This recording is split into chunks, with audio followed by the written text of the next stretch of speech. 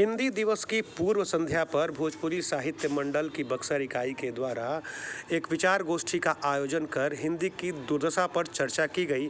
साथ ही साथ सरकार से यह मांग की गई कि वह हिंदी को उसका गौरव दिलाने की कोशिश करे। इस दौरान वक्ताओं ने कहा कि हिंदी को राजभाषा का दर्जा मिलना चाहिए, साथ ही साथ पाठ्यक्रम में हिंदी का प्रयोग होना चाहिए। उन्होंने यह भी कहा कि अन्य लोगों की भी यह नैतिक जिम्मेदारी है कि वह हिंदी के विकास में अपना योगदान दे। सुनिए साहित्यकारों ने क्या कहा। उद्देश्य है कि कल 14 सितंबर है और पूरे भारतवर्ष क्या पूरे अंतर्राष्ट्रीय स्तर पर हिंदी दिवस का आयोजन होता है। सिर्फ आयोजन भर होता है, मेरा यह स्पष्ट मानना है कि सिर्फ आयोजन भर होता है। और रही बात आज तक साउथ इंडिया में या फिर कहीं भी पूरे देश में हिंदी एक राजभाषा नहीं बन सकी। उसके पीछे कारण क्या है कि क्षेत्रीय भाषा है वो उन भाषाओं में ऊपर भारी पड़ रही हैं। तमिलनाडु में तमिल है, कर्नाटक में कन्नड़ है, आंध्रा में तेलुगु है। जहाँ भी जिस स्टेट का है, मिजोरम, बहुत बड़ा देश है हम लोगों का, छोटा देश नहीं है। लेकिन अभी तक हिंदी को जो राजभाषा, जैसे हम लोग भोजपुरी की उपेक्षा झेल रहे हैं, भोजपुरी का दंश हम लोग झेल रहे हैं, उसी तरह हम लोग हिंदी का भी दंश झेल रहे हैं। इसके लिए तो कोई भी सरकार हो, चाहे किसी की भी सरकार क्यों ना हो, मैं किसी खास व्यक्ति को दोष नहीं देना चाहता हूँ। मैं एक बात अवश्य कहूँगा कि अगर हिंदी, देवनागरी, ये सब जितनी भी भाषाएं हैं, जो देखिए बहुत सारी भाषाएं तो लुप्त हो गई हैं। कैथी भाषा हुआ करती थी पहले, लेकिन हिंदी दिवस हम लोग राष्ट्रीय स्तर पर मनाते हैं मात्र एक दिखावे भर के लिए कि मतलब कि हाँ आज हम हिंदी दिवस मना रहे हैं, हिंदी के लोगों को जागृत करने के लिए, हिंदी के प्रति अपना रुझान प्रकट करने के लिए। तो यह एक चली आ रही है, तो हम लोग भी मना रहे हैं। आज हिंदी दिवस, कल हिंदी दिवस है, तो आज उसके पूर्व संध्या पर हम लोग भी बैठे हुए हैं 8-10 आदमी। लेकिन जहाँ तक मेरा मानना है कि जब तक इसको राजभाषा का संवैधानिक अधिकार और भोजपुरी भाषा को संविधान के अष्टम अनुसूची में जब तक शामिल नहीं होगा, तब तक हम लोग अपेक्षित हैं। आपका पूरा परिचय। अनिल त्रिवेदी, अध्यक्ष भोजपुरी साहित्य मंडल। हिंदी की उपेक्षा हो रही है और उसकी उपेक्षा में हम लोगों का भी हाथ है।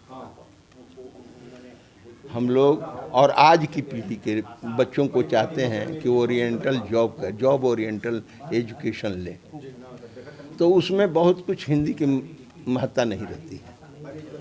वो कंप्यूटर की भाषा हो जाती है, टेक्निकल भाषा हो जाती है। तो हिंदी का पढ़ना, लिखना और बोलना धीरे धीरे कम होता जा रहा है।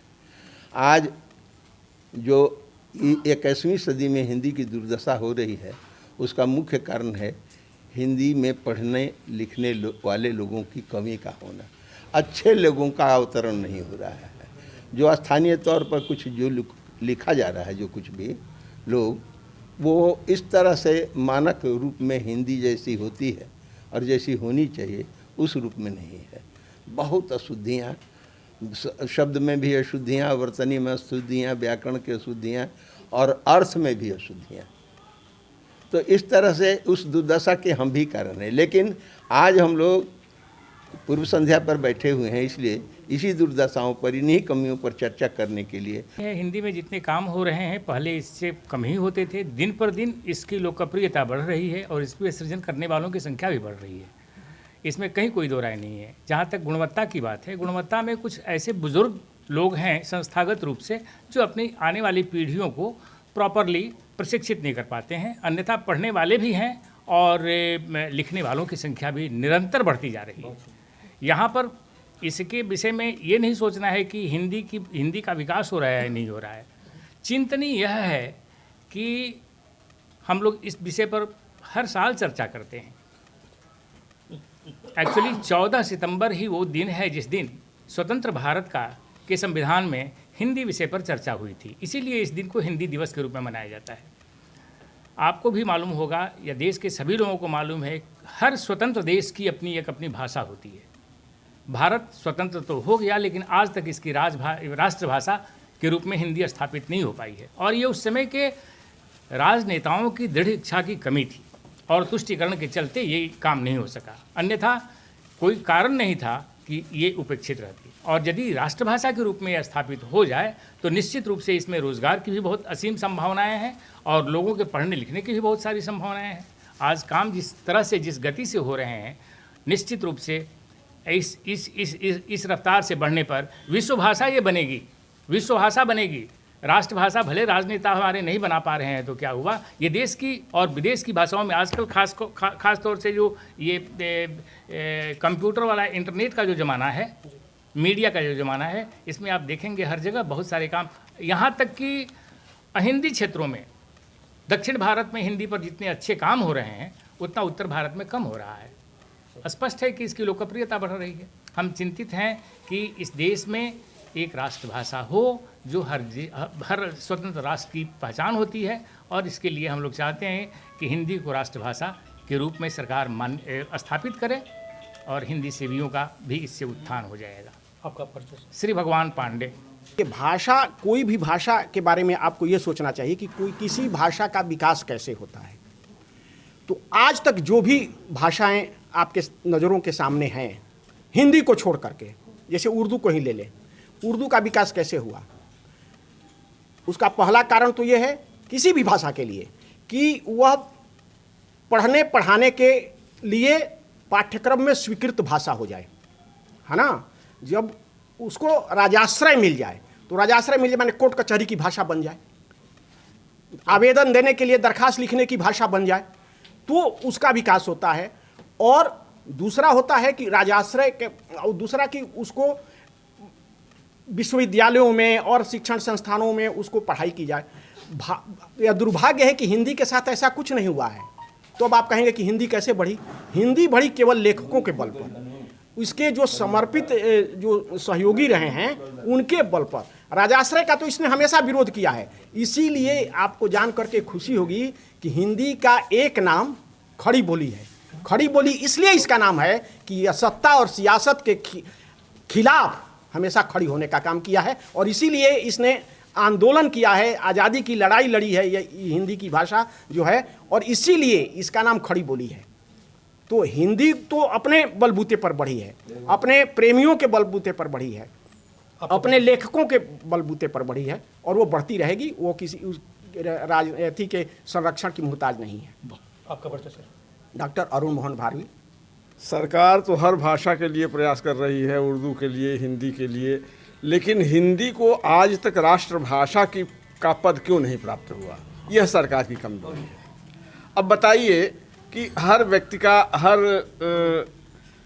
देश के वासी का ये मातृभाषा तो निश्चित होना आवश्यक है। अब जिसकी माँ ही नहीं निश्चित है, 10 औरतें बैठी हुई हैं और उनसे तय करना है कि मेरी माँ कौन है, कितनी दुखद बात है, कितनी बड़ी ये समस्या है। इसको सुलझाना सरकार का काम है। सरकार को चाहिए कि शीघ्रातिशीघ्र हिंदी को राष्ट्रभाषा का दर्जा दे, इसको मान्यता दे, और इसमें सारे सरकारी कामकाज पूरे देश में किए जाए। धन्यवाद सर। आपका नाम सर? शिव बहादुर पांडे प्रीतम। आज हम लोग हिंदी दिवस के 69वें जयंती पर या दिवस में कहिए बैठे हुए हैं पूर्व संध्या पर। लेकिन सबसे दुर्भाग्य है कि सरकार शुरू से लेकर के आज तक हिंदी के साथ सौतेला व्यवहार किया है। एक तरफ सरकार कह रही है कि टोटल काम हिंदी में होना चाहिए, दूसरे तरफ विश्वविद्यालय में, विद्यालय में या जितना भी इंफ्रास्ट्रक्चर है वहाँ पर अंग्रेजी लागू किया गया है, वहाँ पर हिंदी वाले को अपेक्षित किया जा रहा है। ऐसे स्थिति में दोहरी नीति हो गई। आपको हिंदी में काम करना है, आप हिंदी में काम करते हैं तो आपका सिलेक्शन कहीं नहीं होगा। इसी मार्ग को हम लोग झेल रहे हैं, और इसी दुविधाओं को दूर करने के लिए, इसी विसंगतियों को दूर करने के लिए हर साल हम लोग बैठते हैं। हमारे आदरणीय लोग जो पहले बोले हैं उन्हीं पर मंथन चलेगा, उन्हीं पर आगे फिर विचार विमर्श करें। अगर आवश्यकता पड़ेगा तो इसके लिए हम लोग फिर रोड पर भी उतरेंगे। आपका परिचय सर? राजा रमन पांडे।